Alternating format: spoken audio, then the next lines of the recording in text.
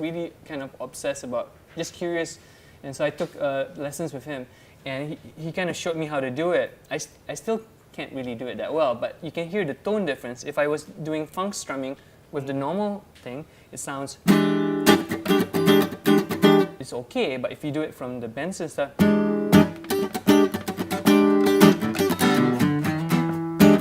there's a bit more bite to it. Like this? I'll show you. So if you, the normal one is like you hold it like that, yeah. and you, Okay. yeah, exactly. That's the normal one. Yeah. Like, so it's coming from this angle like that. So the normal one's like this, like here, and coming down like that. Yeah. So that's what a lot of people do. That's how I do it most of the time. But then the Benson thing was is super. Yeah, check it out. So your hand goes here, like flat down like that. Yeah, and then the pick is actually coming from this angle. Yeah, so the attack is actually this direction.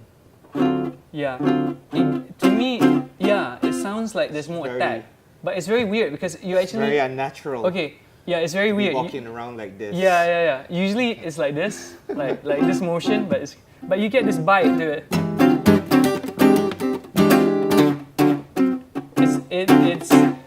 It's one of those things, man. Whenever I've read interviews with people, they say that it completely messes up the technique, and it takes about a year or 2 years to get used to it. But if you hear it back to back, you kind of hear the difference. If I pick flat, and then I pick with the edge picking, but with the pointy side, it's okay. But you do this.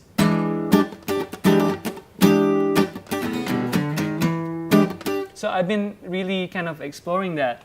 And the last one that I've been also curious for years is this is a super thick one. This is a vegan pick, and a vegan pick. Vegan is vegan. Anyways, but it's for gypsy jazz, and this is kind of. Then you hear.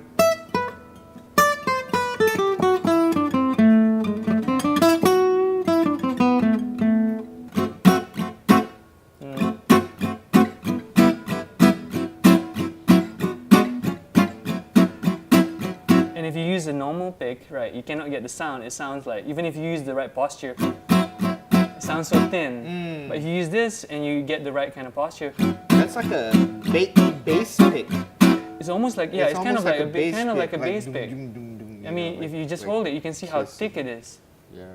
But because gypsy jazz, the kind of Django Reinhardt thing, was an acoustic style of music. So they weren't amplified in the beginning. So they had to be able to play really loud. And if you use a thin pick, you can't get that sound. And they used to play in like places that everyone was talking and noisy.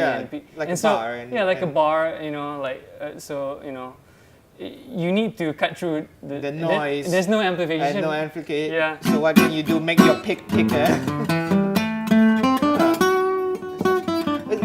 It seems so weird that you're so into picks and coming from somebody that's like a fingerstyle guitarist, that you're so into the tone that picks. I think what happened was for years, when I played fingerstyle, so I wasn't very good rhythm player. When we were in college, I was horrible, man, at strumming rhythms. Right, I was like, I could play all this like, or like all this kind of stuff.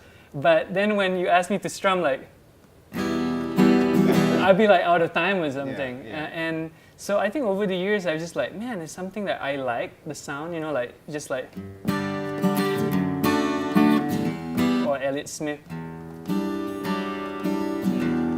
I love that sound a lot, so I just been exploring it probably since like 2005 or something. So the past 10, actually come to think of it, probably the past 10 years or more. And it's a sound thing. Right. And so I find that what happens is by learning how to use a pick or exploring the tone thing, as you can see, it's a tone thing for me, it's a sound thing. It helps inform my fingerstyle playing, because when I start playing fingerstyle, let's say I do, I'll show you where it comes from. So there's a style called Carter style, which is kind of, it's from Maybelle Carter, Carter family style, and they do, and then they do this kind of, but Maybelle probably used it.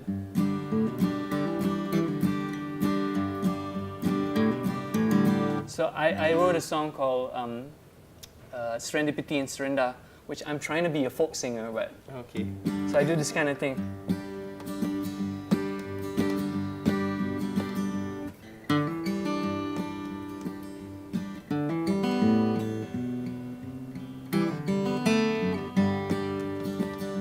I'm trying to do the strumming thing and trying to get the singing voice. It's kind of like a hybrid Yeah, exactly. of So- strumming and fingerstyle. Yeah. So I'm trying to do that, and I think by just kind of seeing how people play with a pick or that kind of sound, I try to put that sound in my fingerstyle playing, and I think that makes it more colorful. You know, even when sometimes I use the index nail, and I'm trying to get this kind of thing that. So I use that, and I'm trying to get the same, almost or close enough. I'm using the back of the nail, but it will wear out the nail really fast. Yeah. But at least I know how it feels like. Right. Has your nail ever like Not split out of your... not split, but I mean it wears out. You can see the nail is like Right. wearing out at the edge, and yeah. so that's kind of a drag. But yeah, I mean I love the fingerstyle stuff, and that, you know, I do that a lot, and you know, I think everything really helps inform what I'm doing. You know, I kind of take it all together.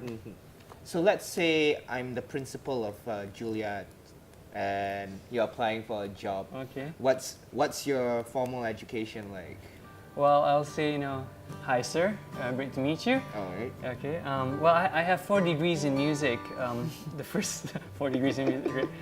So I studied at University of Westminster, and I did a bachelor's in music, professional music, and it's in arranging. So I learned how to arrange for like a small band and then big band up to orchestra. That was kind of my training, arranging. And then I received a scholarship. I went to Berklee College of Music, and I did a dual major. So that's the other 2 degrees in jazz composition and guitar performance. So learning to compose in like the jazz style, and also a lot of playing. A lot of the stuff that I play now, I kind of owe to my time in Berklee. I graduated in 2007, summa cum laude, dual major. And then I moved from Boston, Massachusetts, from the East Coast to the West Coast to California. And I studied I did my master's in music for jazz studies, guitar, majoring in guitar, at San Jose State University. And so kind of that's my progression. But what I've been really kind of promoting a lot, even with my students, is just I'm still, you know, continuously learning. So I take short courses, I travel to study with different musicians, take Skype lessons with people. Yeah, so that's kind of my You're formal really background. into like learning. Oh, I love it, man. And at the same time, you're an educator as Yeah. well. So do you feel like it's sort of this karma thing going on where you learn and then you teach, or do you learn and then you process it, you master it, and then you teach and you add on things to it? And is there a method to education? I think the best teachers I know are the ones that are always learning. They're just very curious, you know. For example, I'll give you an example of, there's a great band called Little Tybee, and the guitarist is George Martin. He plays 8-string guitar, and he does like crazy, like, you know, tapping stuff. I can't really do it that well, but you know, that kind of tapping stuff. And I saw him play, and he does like crazy things that he called glitch tapping. So it's like quite crazy rhythms. Glitch tapping. Glitch tapping. It sounds like a mistake, but it's Sounds cool. like- It sounds like a EDM style. genre. Yeah, it sounds like EDM, right? Anyways, but I saw the video on YouTube of him playing, and he said he teaches Skype, and my natural instinct was like, oh man, I don't understand what he's doing. I immediately messaged him on Facebook, hey Josh, you're teaching, I really want to take a lesson. So my instinct is like, I don't understand this, I want to figure it out. It's not that not that I can do it, but it just makes me aware of how it's this curiosity.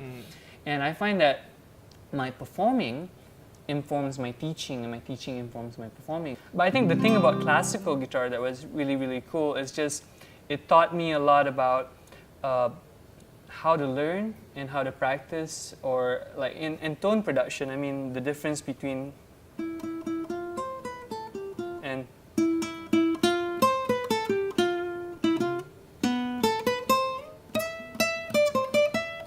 you know, that kind of sound, or to play. If I play it like this, for instance, it's okay, but if I play like this, if I play like this, I mean, it's not The different perfect, positions. but can you hear how the sound changes?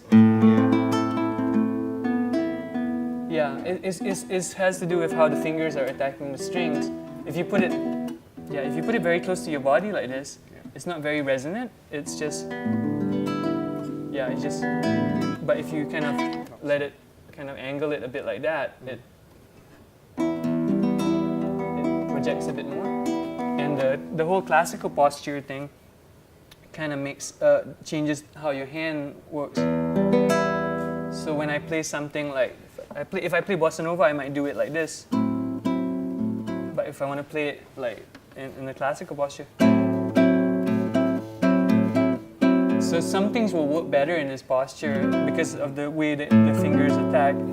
And playing classical guitar has opened up a lot of opportunities. Being able to play classical. I played with the Malaysian Philharmonic Orchestra for Final Fantasy Distant Worlds, music from Final Fantasy. Oh, wow. So I got to play video game music and On the classical guitar as a soloist, and it's like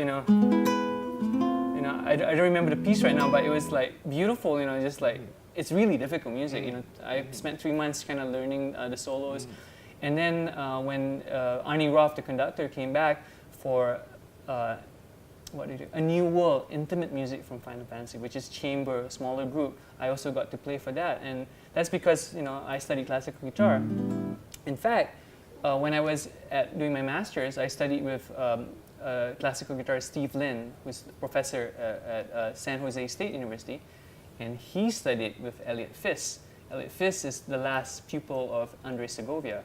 So there's this Andres Segovia is classical guitar kind of changed the world of classical guitar. So I kind of got there's kind of a lineage, and it kind of makes you essentially shot sendiri lah.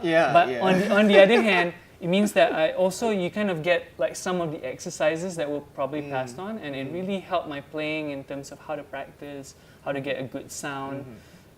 So if anyone plays fingerstyle or is curious, I definitely would recommend taking great lessons with great classical guitarists. Right. It's informing you. Is fingerstyle and classical guitar going to become a popular thing again, or was it ever popular? You know what? It's the whole YouTube, man. It's 2005. When YouTube became a thing, it was Andy McKee doing drifting.